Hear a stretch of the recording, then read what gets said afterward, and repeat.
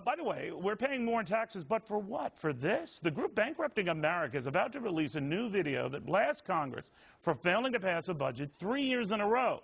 You're about to see it here first, now. The House and Senate have passed companion budget plans. It's a done deal now. The House has acted, the Senate has acted.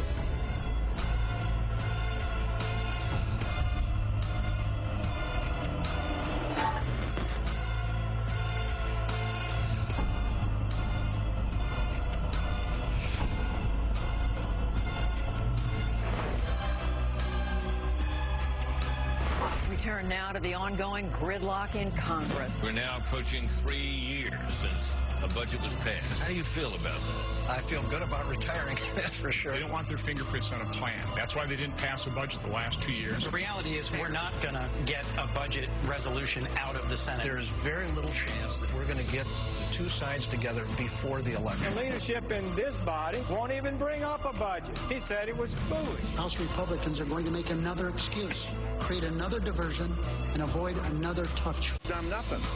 3 years.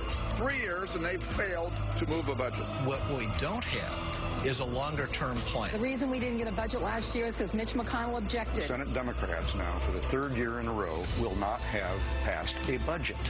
That's their job. We're not doing our jobs, we're not doing our business, and the American people are suffering because of it.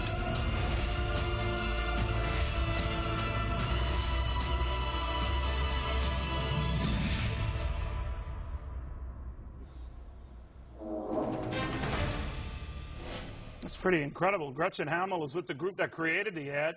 It's also launching a new campaign to go with it. Good to see you. Hi, good to see you. All you're missing at the end of that is the movie.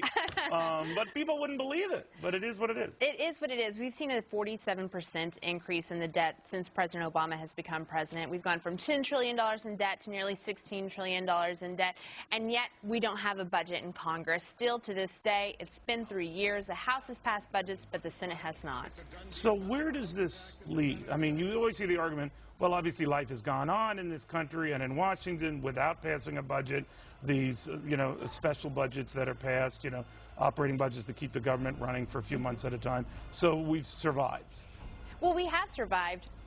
But are we going to survive? And that's the question everyone is asking. There are several economists out there who are saying we will not be surviving. We will be the next Greece. And the Medicare Social Security Trustee report just came out today, and it's saying that Medicare is going to be bankrupt in 2024. Social Security will be insolvent by 2033. So for my generation, Social Security and Medicare won't even be around, and it's because of the lack of attention to the budget. And what's interesting about this piece is you kind of take a bit of a bipartisan slap here at indifference to this whole thing on the part of both parties. It's more pronounced now because it's been on hyperdrive in the past few years. But what happens if we don't? Is it let's say we have a mixed result this fall. Let's say the president gets reelected, Congress stays as it is, maybe the Senate goes Republican. Yeah. But in other words, there is still this sort of lock. There is this lock going on, and it's because politics are coming before economics. They're becoming before fiscal policy. And really what we lack here is the will of politicians to actually take our budget and do something. So who is this ad addressed to, Gretchen, and where and when will it run? It's a multifaceted social media campaign that we have going on with Facebook, Twitter. We're also using the hashtag during the last budget to highlight how things have changed since the last budget, but yet we don't have a budget. Like Anthony Weiner was still a respected member of Congress. We didn't have iPads. So it will be online.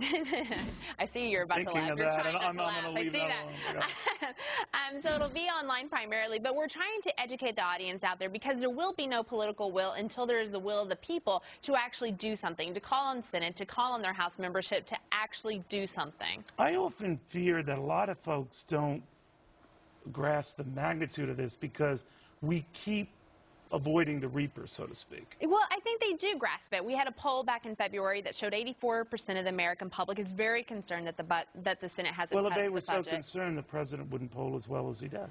Well, he's very likable. He plays. And likability will trump the dislikability, if there's such a word, of this debt? it seems to be doing that right now. They don't seem to be blaming him solely for this problem. It is something that they see is a problem of all parties, and it really is. Republicans helped create the situation that we're in, and it's really going to take both parties to do something about it. Well, Gretchen, we appreciate you showing it first here. Gretchen Hamel. Pay attention to this issue because I don't care where you stand.